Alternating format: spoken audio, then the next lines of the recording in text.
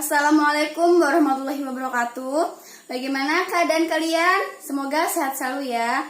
Sebelumnya perkenalkan, nama Ibu Winarti Wulandari. Ibu merupakan mahasiswa PPL dari Program Studi Pendidikan Ekonomi Fakultas Keguruan dan Ilmu Pendidikan Universitas Lambung Mangkurat. Salam kenal ya semuanya.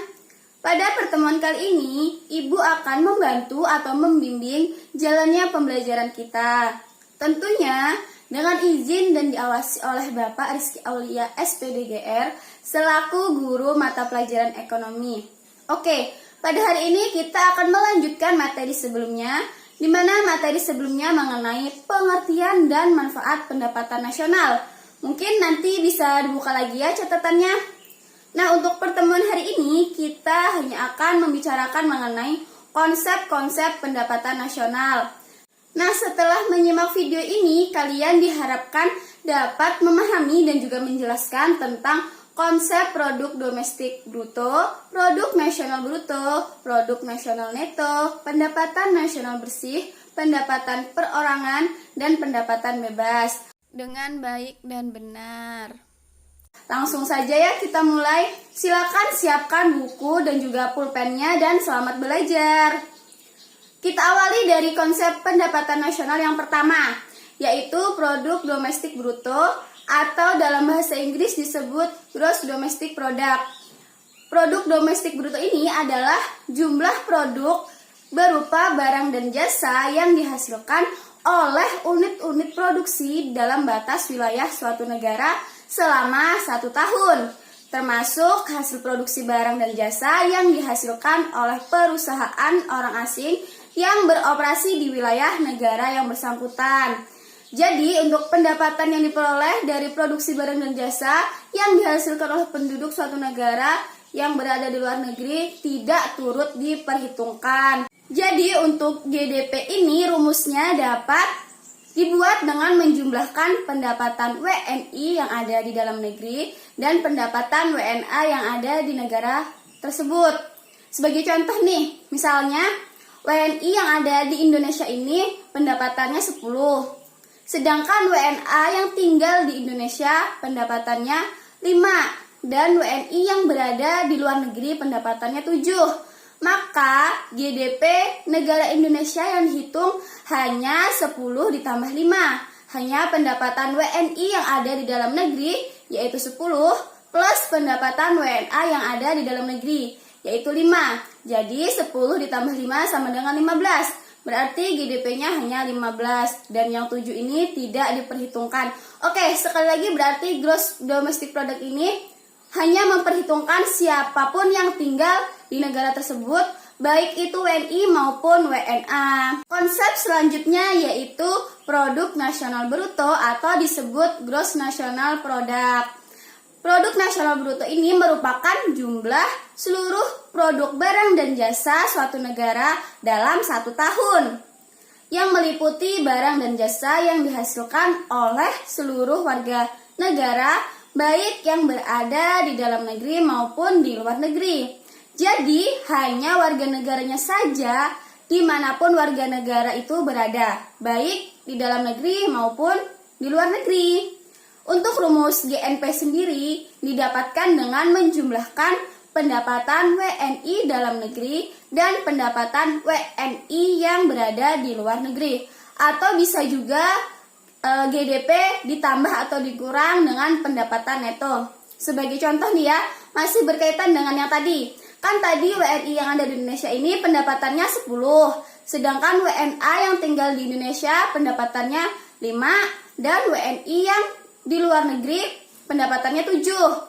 Nah, untuk menghitung GNP dengan rumus yang pertama, maka 10 ditambah 7 sama dengan 17, yaitu pendapatan WNI dalam negeri ditambah dengan pendapatan WNI yang berada di luar negeri. Kemudian jika kita menggunakan rumus yang kedua, yaitu GDP dikurang atau ditambah dengan pendapatan neto. Jadi tadi kan GDP-nya 15 ya. Nah, untuk pendapatan netonya yaitu selisih antara pendapatan WNI di luar negeri dikurangi dengan pendapatan WNA di dalam negeri. Jadi 7 dikurang 5 sama dengan 2. Untuk menghitungnya tinggal 15 ditambah 2 sama dengan 7. Kenapa ditambah?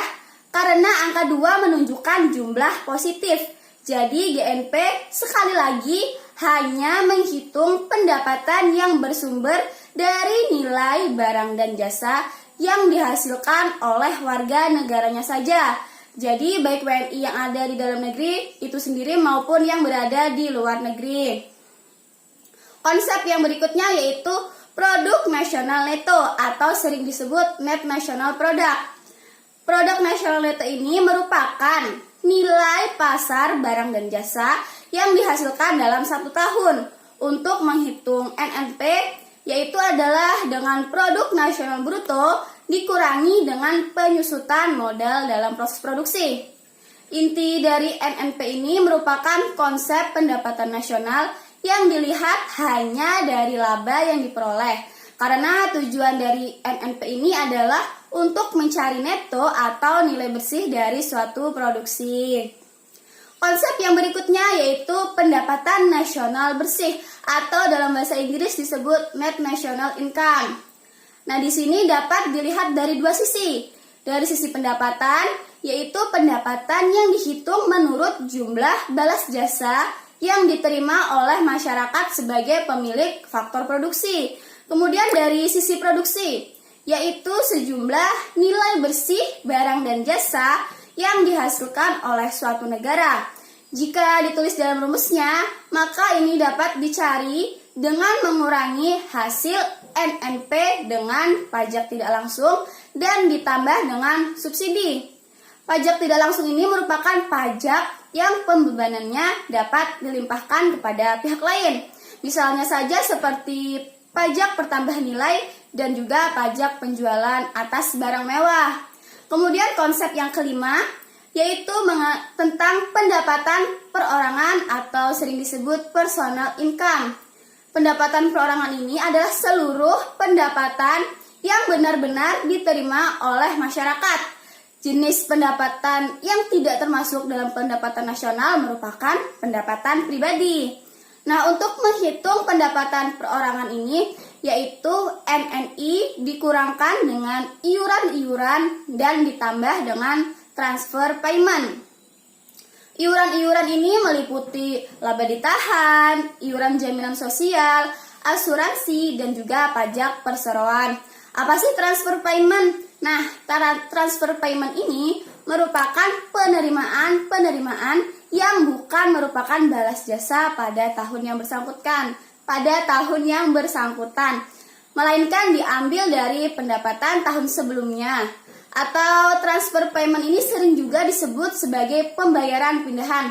Contohnya saja seperti tambahan penghasilan dan tambahan pendapatan lainnya. Oke, konsep yang terakhir atau yang keenam yaitu pendapatan bebas atau disposable income. Nah, pendapatan bebas ini merupakan pendapatan yang dapat digunakan oleh penerimanya, yaitu semua rumah tangga yang ada dalam perekonomian untuk membeli barang-barang dan jasa yang mereka inginkan. Atau dengan kata lain merupakan pendapatan yang siap untuk dimanfaatkan atau pendapatan yang siap untuk dibelanjakan untuk membeli barang dan jasa beserta tabungan yang disalurkan menjadi investasi dan setelah dikurangi pajak langsung. Jadi untuk mencari disposable income ini yaitu dengan PI dikurangi pajak langsung. Apa sih pajak langsung itu? Nah, pajak langsung adalah pajak yang bebannya tidak dapat dialihkan kepada orang lain.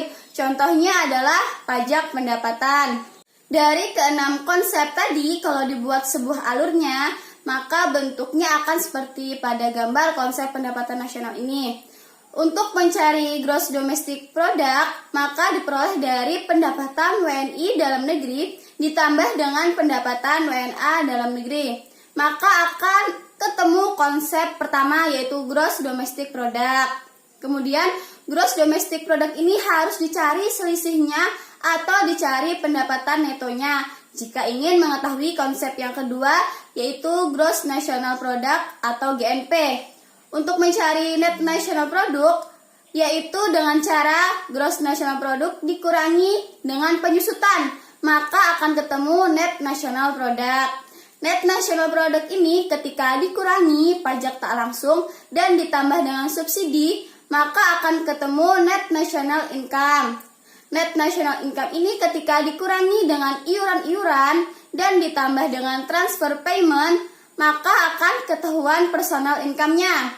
Personal income dikurangi dengan pajak langsung, maka akan ketemu disposable income atau pendapatan yang siap dibelanjakan.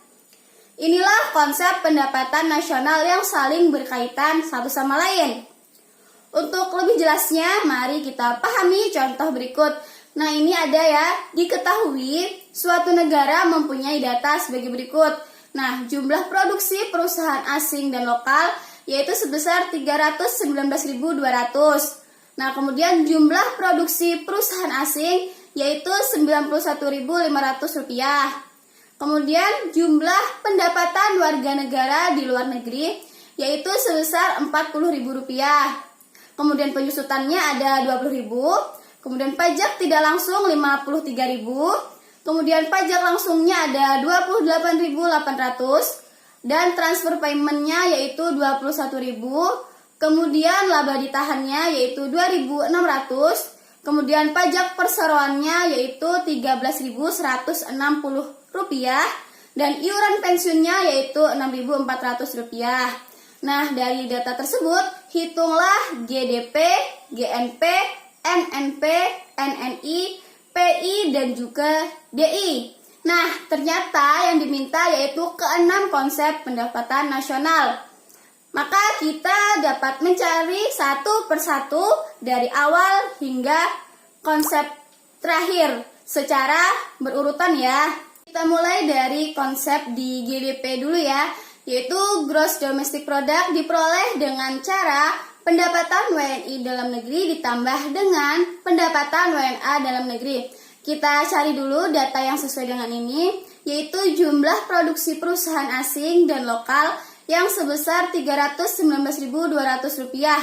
Udah ketemu nih ya, jadi tidak perlu dicari lagi, tinggal kita salin aja. Maka besarnya GDP berarti 319.200 rupiah. Kemudian konsep yang kedua yaitu GNP. Nah, GNP diperoleh dengan cara GDP ditambah atau dikurangi pendapatan neto. GDP-nya tadi kan sudah dapat yaitu 319.200 rupiah.